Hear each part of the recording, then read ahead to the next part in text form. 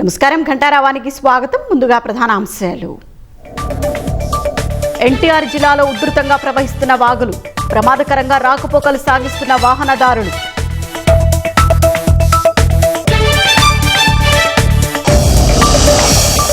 వర్షం పడే చోట్ల ప్రజలను అప్రమత్తం చేయాలన్న ప్రభుత్వం, సహాయక చర్యలకు సిద్ధంగా ఉండాలని అధికారులకు ఆదేశం.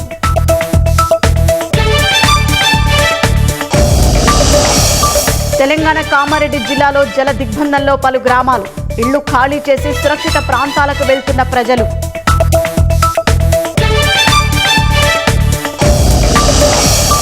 మహారాష్ట్రలో భవనం కూలిన ఘటనలో 15 మంది మృతి, శిథిలాల కింద ఉన్నవారి కోసం కొనసాగుతున్న సహాయ చర్యలు.